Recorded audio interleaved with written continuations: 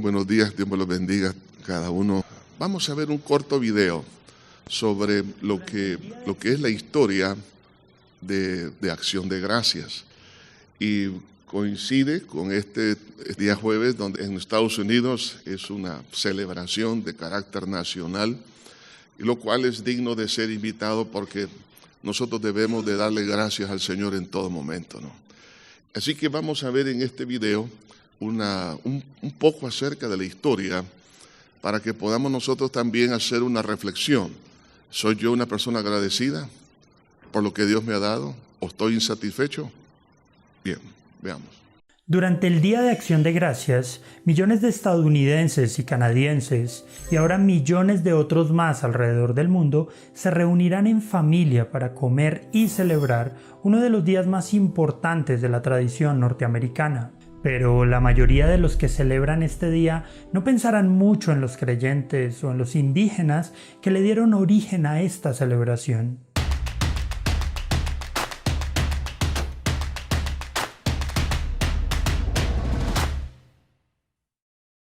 Todo empezó con los peregrinos puritanos que viajaron en el barco Mayflower y desembarcaron en Cape Cod, Massachusetts, en 1620.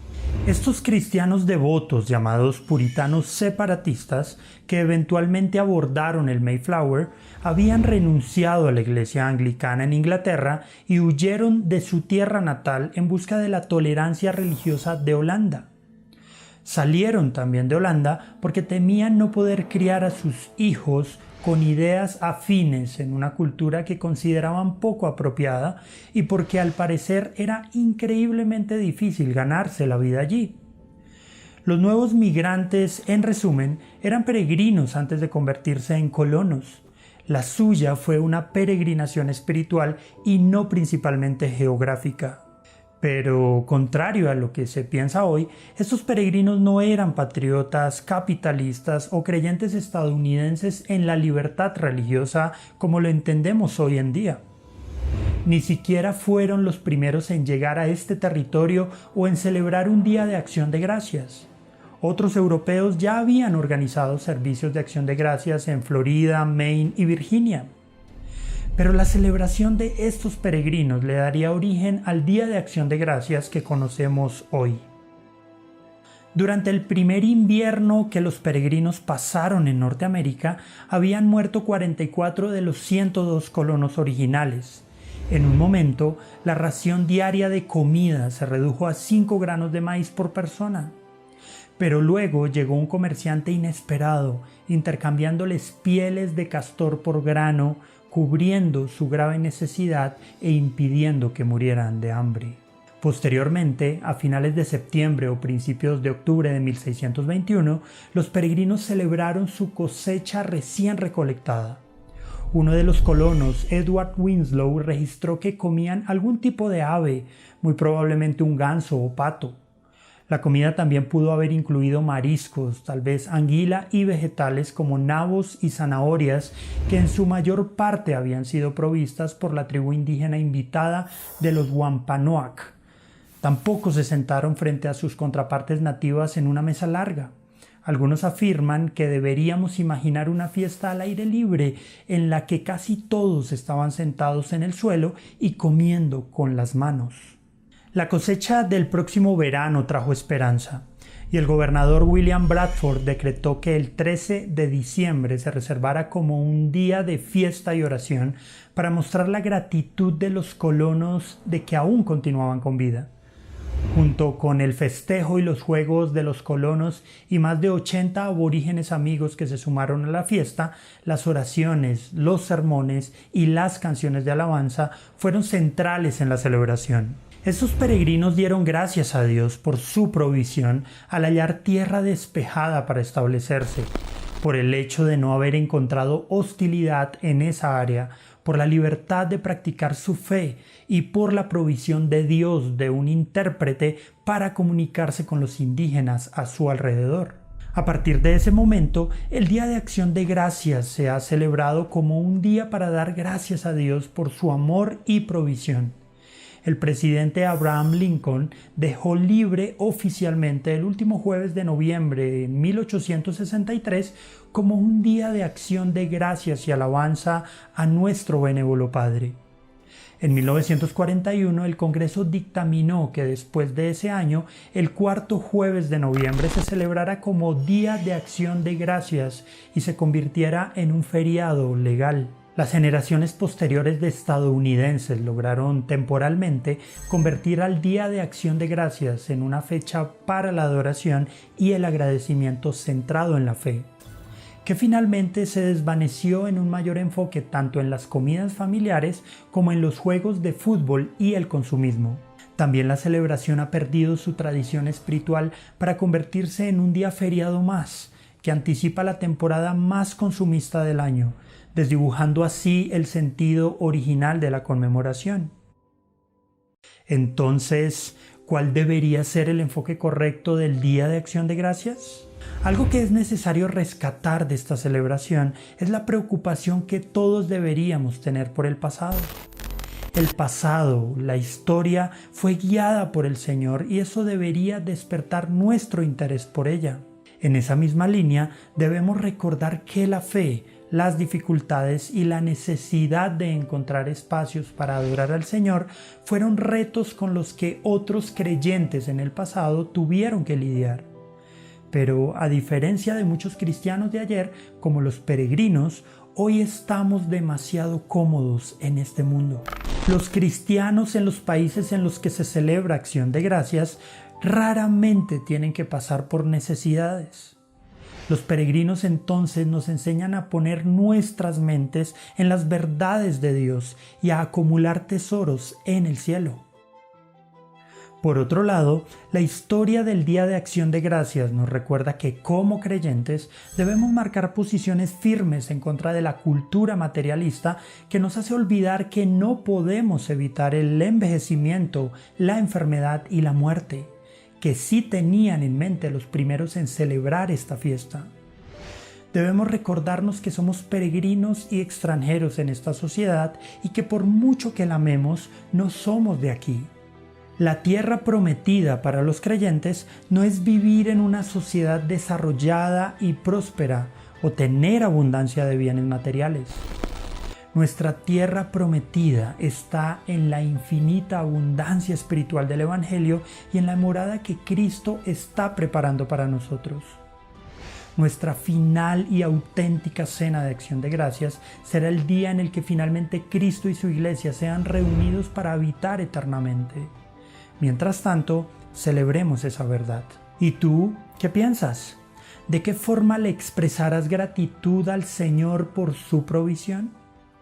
¿Tu gozo está centrado en lo que Dios te pueda dar en este mundo o en las riquezas eternas de su herencia espiritual? ¿Cómo te recordarás diariamente que eres peregrino y extranjero en este mundo? Déjanos tu opinión en los comentarios, pero también suscríbete y activa la campanita para ver más videos como este.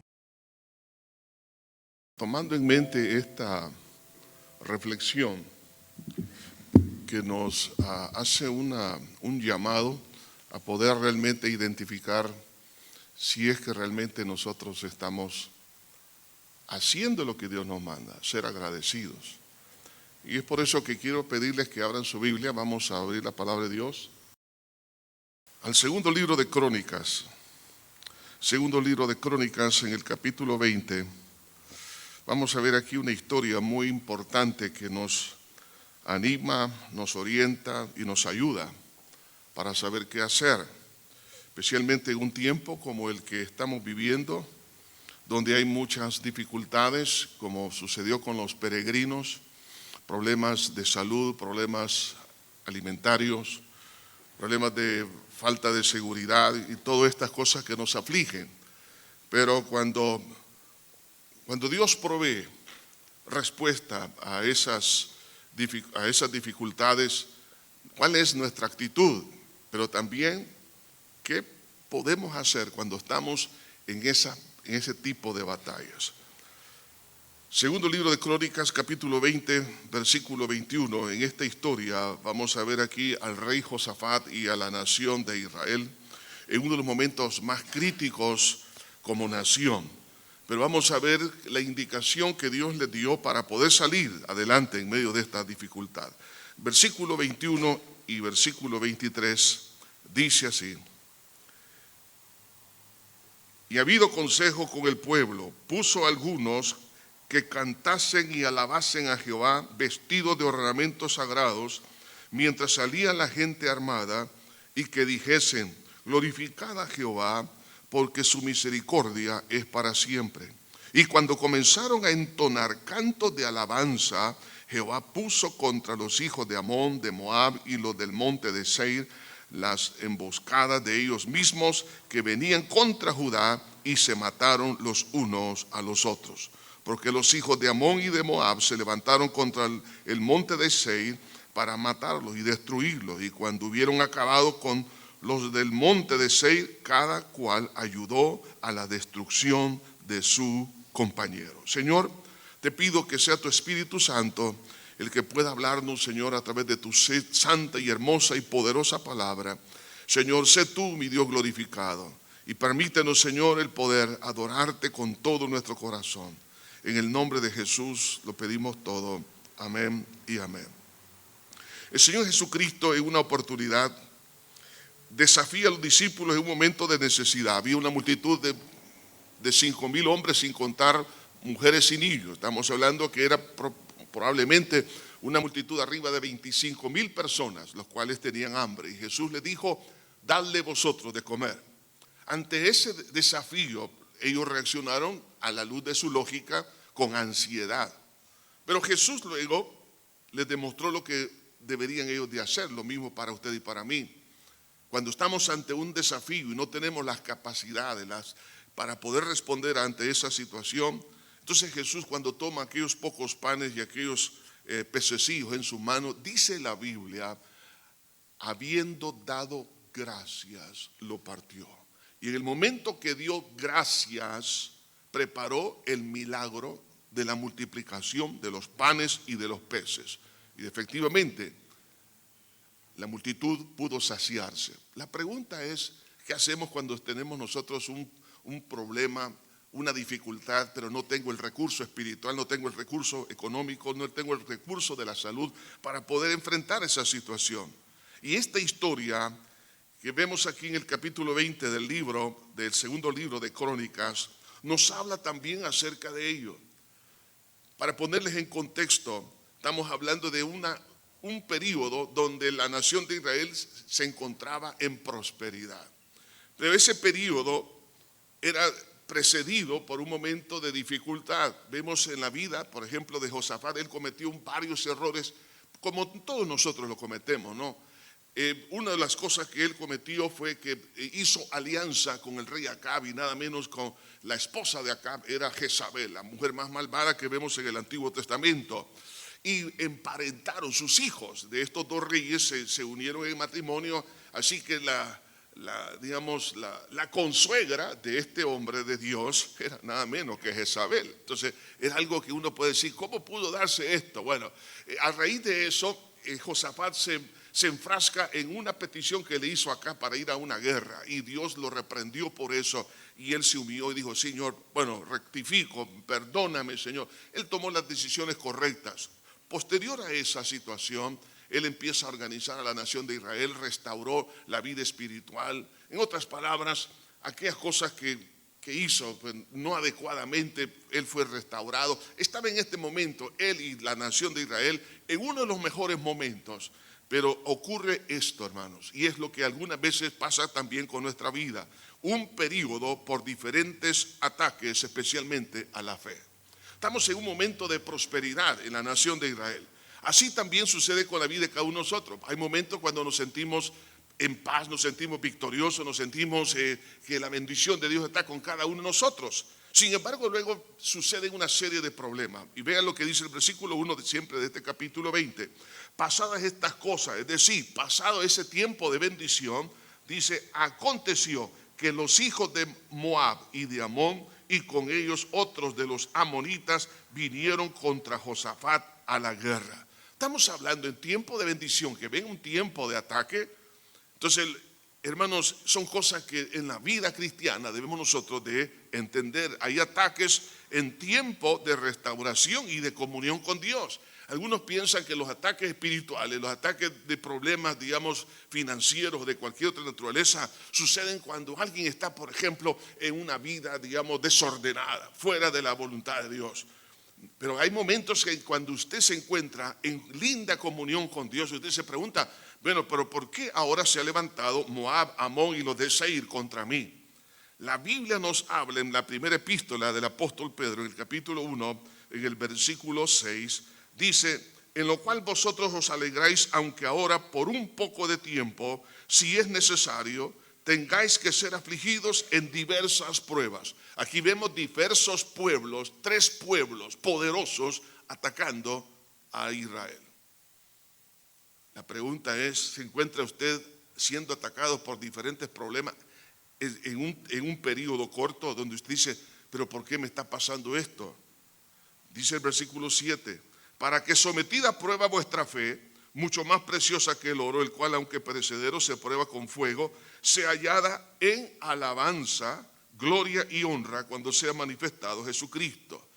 Estas pruebas nos ayudan a poder purificar nuestra fe y sobre todo que se encuentre en alabanza. Y eso es lo que Dios quiso hacer también con esta nación de Israel. Que ellos comprendieran cuán importante es la acción de gracias que nos inspiran a la adoración, a la alabanza al Señor. Así que la diversidad y la cantidad de ataques a la vida de la fe de cada uno de nosotros, hermanos, va a venir. Y usted dice, yo soy inmune ante esa situación. Lo siento, todos pasamos momentos de dificultad.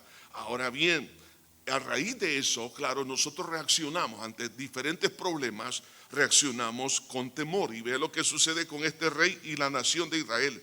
Versículo 2. Y dice, y acudieron algunos y dieron aviso a Josafat diciendo, contra ti viene una gran multitud del otro lado del mar y de Siria, y aquí están en Hasezón Tamar, que es en Gadi.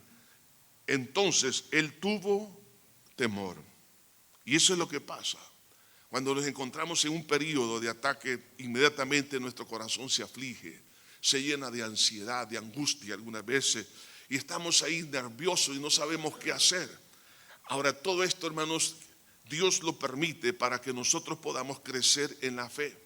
Y ese crecimiento en la fe algunas veces está precedido por etapas de temor. Y es aquí donde quiero que veamos, en segundo lugar, que el temor, hermanos, es una reacción natural cuando los problemas superan nuestras capacidades.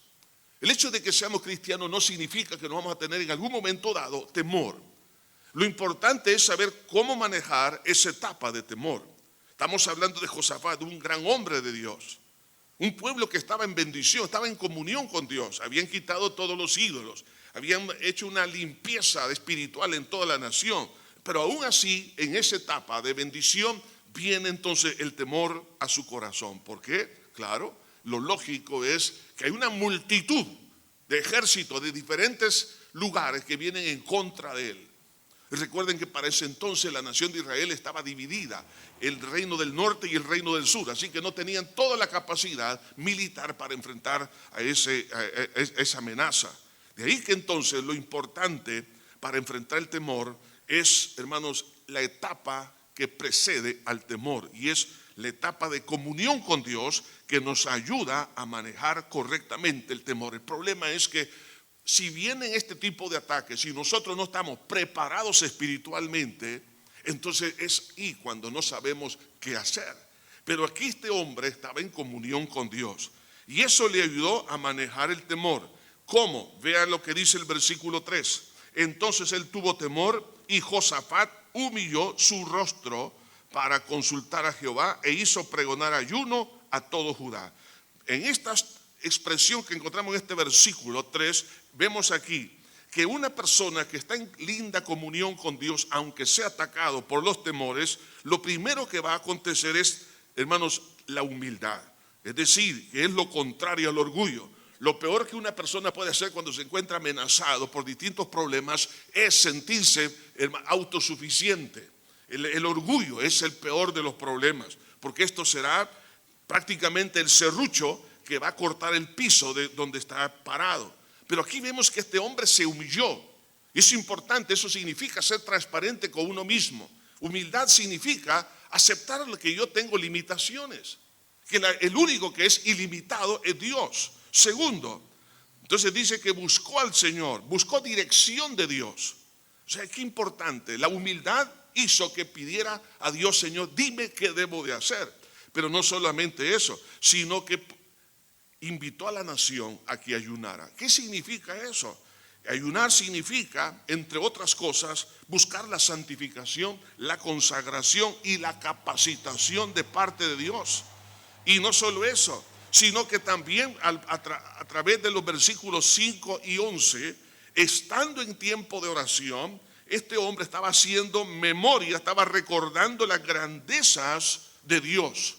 ¿Por qué? Porque la palabra de Dios, cuando usted y yo la conocemos, la palabra de Dios en los momentos de temor viene a nuestro corazón y nos da aliento y nos recuerda que si Dios peleó batallas en el pasado, entonces y hubo triunfo, así también lo va a hacer con cada uno de nosotros.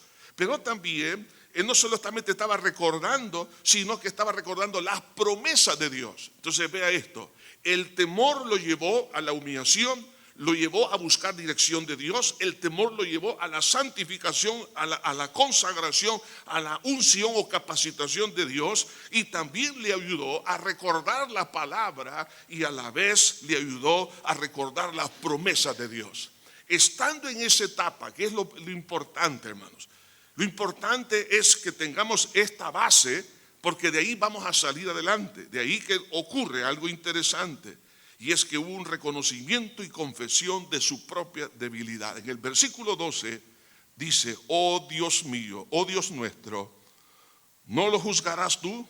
Porque en nosotros, vea qué importante es esto, porque en nosotros no hay fuerza contra tan grande multitud que viene contra nosotros. No sabemos qué hacer. Y a ti volvemos nuestros ojos. ¿Nos identificamos con esta expresión? ¿Alguien del que me escucha no tiene fuerzas contra tan grande multitud de problemas? ¿Alguno realmente puede decir: yo no sé qué hacer? Algunos creen que esta es la etapa de la perdición, de sus sueños, donde ya no hay retroceso. Sin embargo, este reconocimiento y confesión de sus pocos recursos y también de que no sabe qué hacer es una etapa donde el apóstol Pablo la vivió cuando él le pedía a Dios que: Señor, quítame este aguijón. Mas Dios le respondió: bástate mi gracia, porque mi poder se perfecciona en tu debilidad. A raíz de eso, él entendió que cuando era débil era fuerte. Cuando él no sabía qué hacer, entonces el poder de Dios reposaba sobre su vida. Entonces, cuando alguien llega a este punto, entonces es un punto, hermanos, donde vamos a ver la gloria de Dios.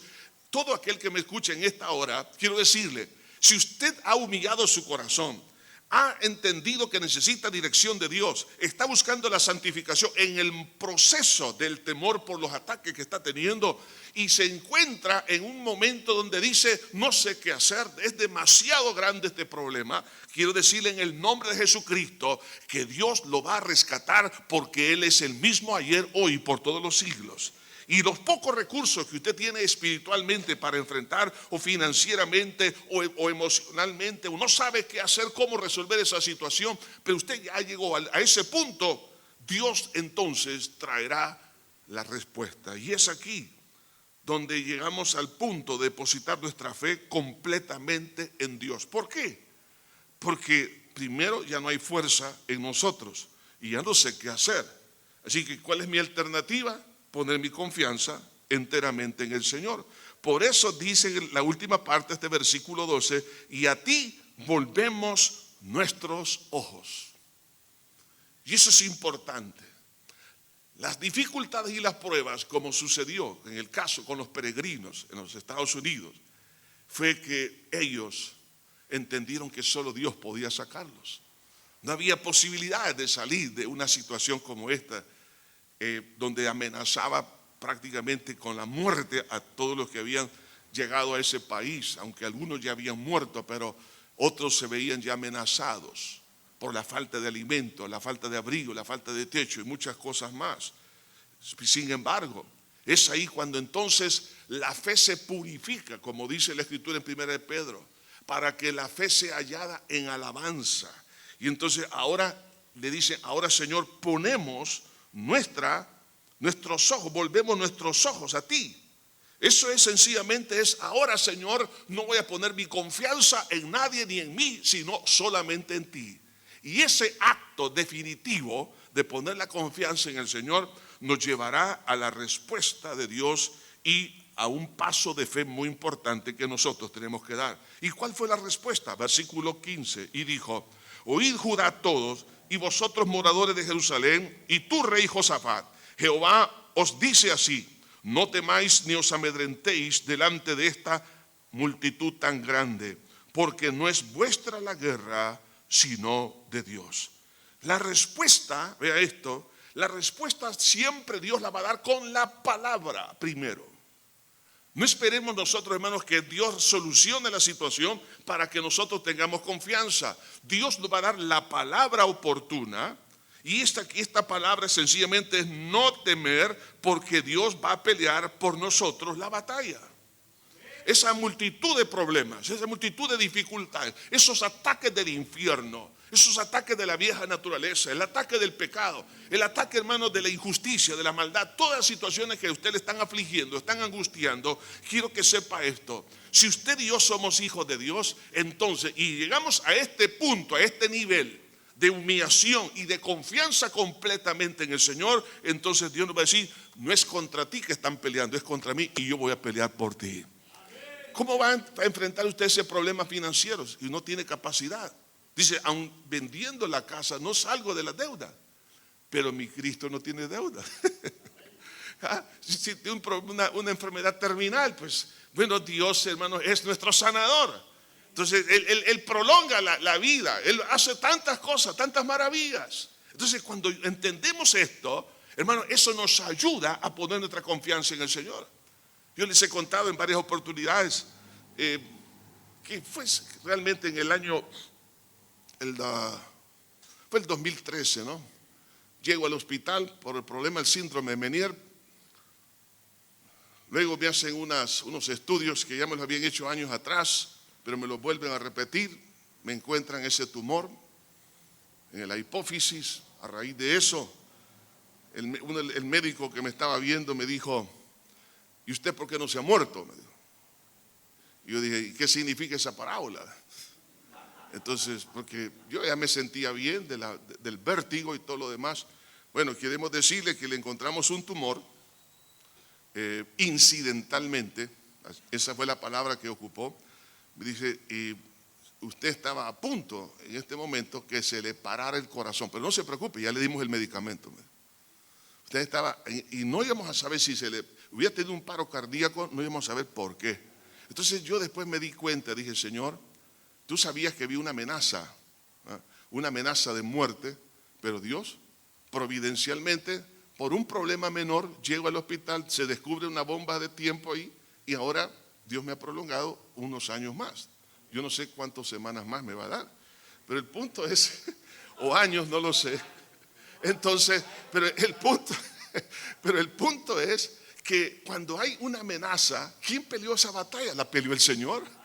La peleó el Señor. Entonces, quiero decirles esto, hermano. Si usted se encuentra ante una situación que usted ya no sabe qué hacer, usted ya buscó y está angustiado, está preocupado, hagamos lo que hizo Josafat. Y eso le trajo la palabra oportuna donde Dios le está diciendo que Él va a pelear esa batalla a nivel de familia, esa batalla a nivel individual. Todas estas cosas Dios las tiene. Ahora bien, si Dios nos ha dado esto, esa promesa que Él va a pelear por nosotros, entonces yo tengo que dar el paso de fe correcto. Y ese paso de fe está en el versículo 16. Vea esto. Dios le está dando seguridad que Él va a pelear. Pero ¿cuál fue la actitud o el paso de fe que dio Josafat? Versículo 16. Mañana descenderéis contra ellos. He aquí que ellos subirán por la cuesta de Cis y los hallaréis junto al arroyo antes del desierto de Jeruel. El primer paso de fe al cual Dios nos va a desafiar es enfrentar el problema por la fe en lo que Dios ha prometido hacer. Te está diciendo, oiga, desciende contra ellos, pero si es una multitud enorme del ejército, soldados, y ahora dice, ahora lo vas a enfrentar, ahora tú vas a dar el primer paso. ¿Se recuerda cuando David vio al gigante Goliat? ¿Quién fue el primero que dio el paso? David. David avanzó antes que Goliat. Entonces Dios nos va a desafiar a esto también. ¿Cómo lo voy a hacer? Lo voy a hacer en oración. Entonces cuando estamos en una dificultad, tengo que enfrentar esa situación, dar el primer paso, enfrentarlo. Y hay unas palabras interesantes en el versículo 16 y 17. Vea esto, dice, mañana descenderéis contra ellos, he aquí que ellos subirán por la cuesta de Cis y los hallaréis junto al arroyo, antes del desierto de Jeruel. Dice, no habrá para que pelees vosotros en este caso. Paraos, estad quietos y ved la salvación de Jehová contra vosotros.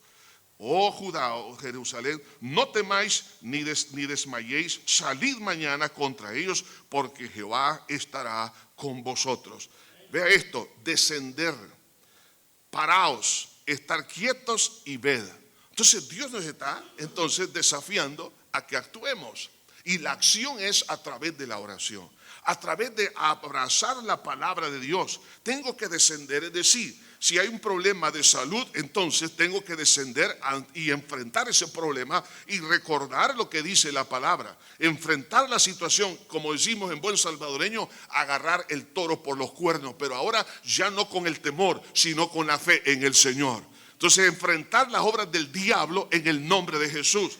Él dice, descender, en otras palabras, tengo que enfrentar, paraos, estar quietos y ved, en otras palabras, yo tengo que tener reposo en lo que Dios va a hacer. Entonces, ese paso de fe se tiene que transformar en algo también maravilloso. Versículo 19, y se levantaron los levitas, los hijos de Coat y los hijos de Coré, para alabar a Jehová, el Dios de Israel, con fuerte y alta voz. La alabanza. Oiga esto, ellos se levantaron a adorar al Señor. Pero uno dice, pero ¿por qué se levantaron si todavía no se había enfrentado ejército contra ejército? No, todavía, en ese momento no había una victoria física, pero sí espiritual, porque la fe es la certeza de lo que se espera, la convicción de lo que no se ve. Entonces ellos anticiparon la victoria y empezaron a alabar a Dios. Entonces la alabanza prácticamente viene a ser por ver la victoria antes que suceda. Y eso es lo que necesitamos entender, hermanos. Que antes que yo pueda ver el milagro físicamente que estoy esperando, tengo que adorar al Señor. La acción de gracias. Como Jesús lo hizo, una multitud hambrienta, 5 panes y 2 pececillos, pero dio gracias y cuando lo partió ocurrió el milagro.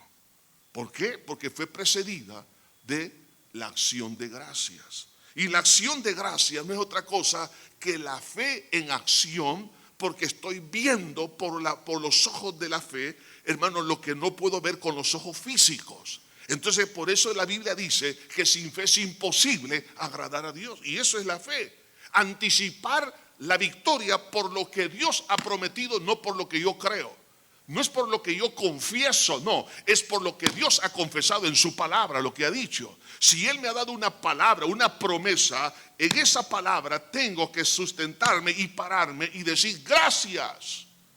Aunque no lo veo en este momento, yo me anticipo y te doy gracias, Señor. ¿Y qué va a pasar? La acción de gracias se va a expresar en glorificar a Dios en la alabanza, y hará que en la alabanza Dios actúe por nosotros. Versículo 21, y lo que hemos leído. Dice, y habido, dice, consejo con el pueblo. Puso algunos que cantasen y alabasen a Jehová, vestidos de ornamentos sagrados, mientras salían la gente armada, y que dijesen, glorificad a Jehová, porque su misericordia es para siempre. ¿Cuántos están de acuerdo con la palabra? Debemos de glorificar a Dios, es decir, exaltarlo. Pero ellos lo estaban haciendo antes que vieran el milagro. Y dice, porque para siempre es tu misericordia. Alguien puede estar en el hecho de enfermedad y decir, porque para siempre es tu misericordia. Y gracias, Señor.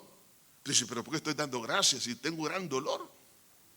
Dele gracias al Señor por lo que Él va a hacer. O Dios lo sana o Dios se lo lleva, y las dos cosas son buenas. Sí, definitivamente. Entonces, cuando vemos a la luz de la palabra, las promesas, entonces eso nos produce adoración. Dice, y cuando comenzaron, y esto es importante, y cuando comenzaron a entonar, la pregunta es, ¿cuándo vamos a comenzar nosotros? Cuando comenzaron a entonar cantos de alabanza, Jehová puso contra los hijos de Amón y de Moab y del monte de Seir las emboscadas de ellos mismos que venían contra Judá, y se mataron los unos con los otros. Entonces vemos acá que cuando empezamos nosotros a dar gracias a Dios, en el mundo espiritual Dios empieza a pelear la batalla. Hubo acción de gracias, hubo adoración a Dios. La acción de gracias lo motivó a la alabanza, y la alabanza se expresó en adoración y glorificaban a Dios. Entonces, cuando nosotros empezamos no a quejarnos, porque ese es el gran problema de la mayoría de nosotros, nos quejamos, nos llenamos de ansiedad, de angustia, pronunciamos palabras de incredulidad, palabras de huir. Hay algunos momentos que alguien puede decir, mejor prefiero morirme, ya no quisiera seguir viviendo para no estar enfrentando esta situación. Eso realmente es cobardía, es incredulidad. Entonces yo tengo que actuar de acuerdo a lo que dice la palabra. Si usted está pasando por esos momentos difíciles y críticos, entonces tengo que empezar, sin ver todavía esa dificultad resuelta, tengo que empezar a entonar adoración y alabanza al Señor. Decir, gracias, Señor, porque para siempre es tu misericordia. Gracias, Señor. Alguien podría decir, mi matrimonio está a punto de destruirse completamente, mi familia, mi salud, mi empresa, mi negocio, etcétera, etcétera. Pero cuando usted empieza a decir, Señor, gracias, tu palabra me ha dicho esto. Señor, recuerdo todas las cosas que tú has hecho en el pasado, en tu pueblo Israel, en la iglesia, a miles y millones de hermanos a lo largo de la historia, pero ahora tú también lo harás conmigo, y te doy gracias, y empieza usted a adorar a Dios. Dios va a pelear esa batalla que usted no sabe cómo pelearla. ¿Y qué ocurrió? Los enemigos se destruyeron entre ellos mismos. ¿Dónde están? Bueno, dice la Escritura que entre ellos mismos se mataron, de tal manera que dice en el versículo 24, pues ninguno había escapado. Todos los enemigos perecieron. Ahora bien, cuando empezamos a ver esa victoria, va a haber una restitución. Dice el versículo 25, viniendo entonces Josafat a su pueblo a despojarlos, hallaron entre los cadáveres muchas riquezas, así vestidos como alhajas preciosas, que tomaron para sí tanto que no las podían llevar. 3 días estuvieron recogiendo el botín, porque era mucho.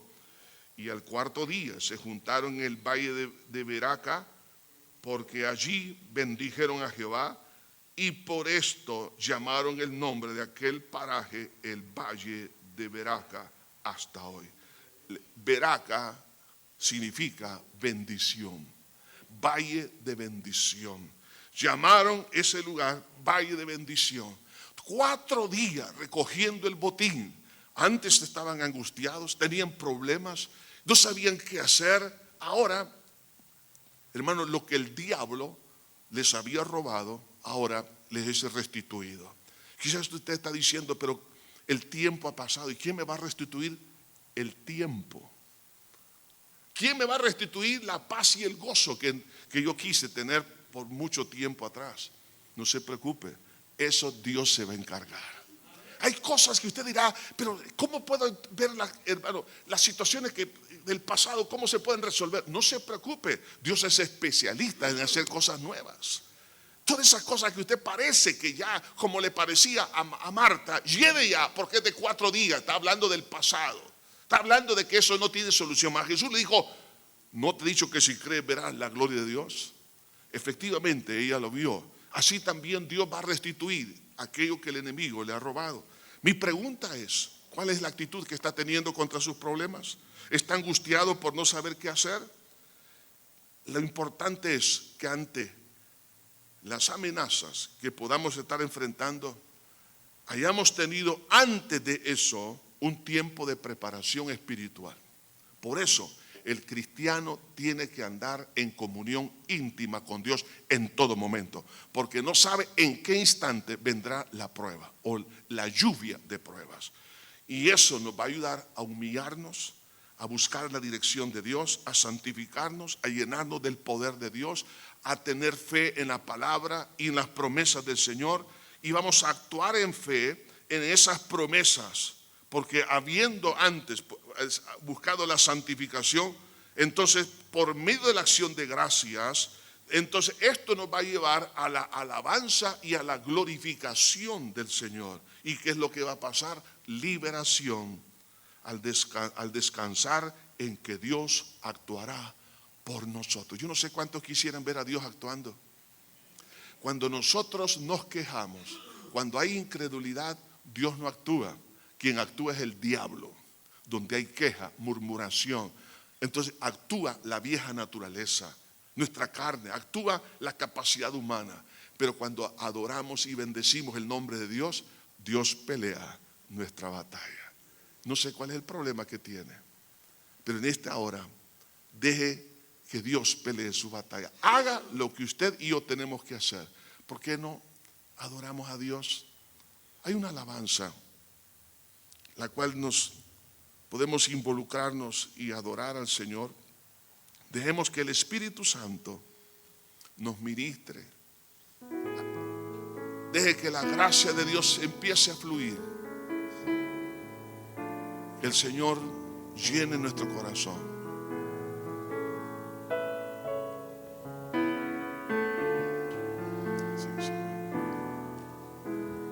Quiero expresar mi gratitud a ti, que lo has dado todo. Una oración no bastaría, ni el tiempo de toda una vida.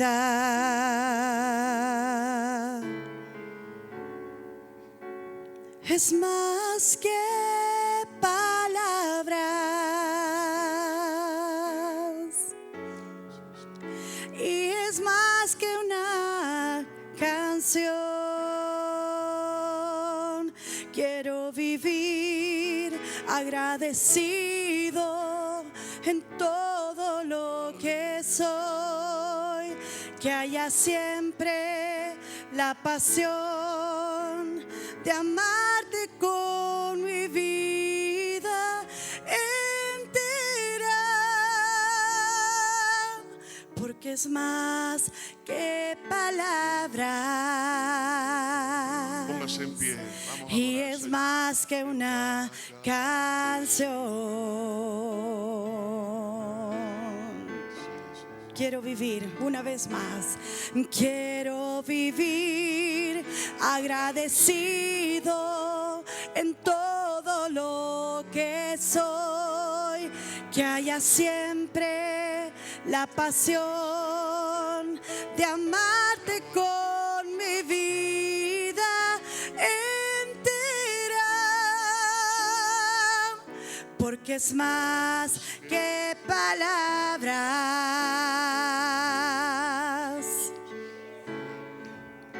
porque es más que palabras. y es más que una canción. Señor Jesús, venimos delante de tu presencia. Señor, venimos con esta sinceridad, con la transparencia necesaria. Señor, hay dificultades que no sabemos cómo resolverlas. Señor, hay muchas, Señor. Hay momentos difíciles. Tú mejor que nadie lo sabes. Pero en medio de todo te damos las gracias, Señor, porque hemos de conocer a ese Dios en el Valle de Baraka, Señor. El Dios de la bendición, el Dios de la restitución. Señor, en este día te adoramos y te bendecimos, Señor. Perdona, Señor, si en un momento dado, Señor, hemos caído en la incredulidad, en la desesperación, en la angustia. Señor, te pedimos perdón, Padre, por pensamientos, Señor, que no han sido los adecuados, sentimientos que no son los correctos. Perdona, Señor, nuestra incredulidad. Señor, perdona, Señor, porque si ha habido algún cuestionamiento hacia tu soberanía, hacia tu justicia, perdona, Señor, todo eso. Señor, ayúdanos a entender que en esta tierra no estaremos exentos jamás, Señor, de dificultades, pero sí estaremos, Señor, bendecidos con la intervención de tu presencia en el momento correcto. Señor, en este día, para gloria y honra de tu nombre, en el nombre de Jesús, Señor, rompe toda cadena de incredulidad. Y ahora, Señor, queremos hacer lo que hizo Josafat. Señor, humillarnos, ser transparentes, reconocer que yo no puedo, que al hacer ese comparativo quedo en déficit, quedo en rojo, no tengo capacidad. En ese análisis, Señor, no puedo, pero tú sí puedes, Señor. Señor, te pedimos que nos lleves, Señor, a buscar tu dirección. No sabemos cómo hacer, qué hacer en el momento, pero pedimos ahora, Señor, guianza, dirección, que tú nos digas qué debemos de hacer. Pero también, Señor, tomamos la decisión de darle la espalda al pecado, de entrar en un proceso de búsqueda de tu rostro, poner nuestra confianza en ti, no en el pecado, no en la carne, no en el mundo, Señor, no en nuestra fuerza, sino en ti, poner nuestros ojos en ti, Señor. Señor, este día sea un día, mi Dios, donde podamos santificarnos y que brote la acción de gracias.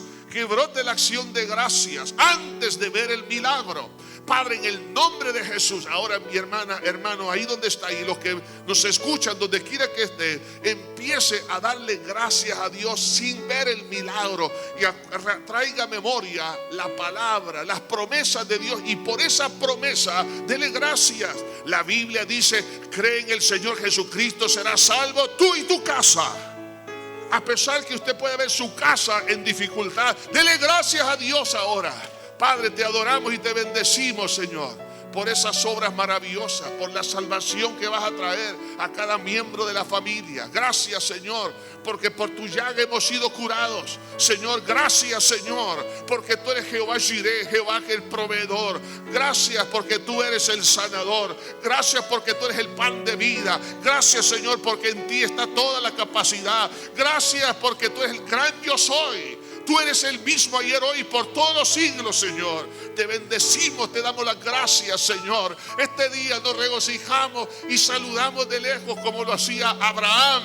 Saludaba de lejos lo que no había visto con sus ojos. Es la ciudad cuyo arquitecto y fundador eres tú, Señor. Y lo saludaba, y así saludamos, Señor, la bendición, Señor, en esta tierra de los vivientes. Pero también saludamos nuestra patria celestial, porque somos peregrinos y advenedizos en esta tierra. Y ahora, Señor, te doy gracias. Sí, Señor.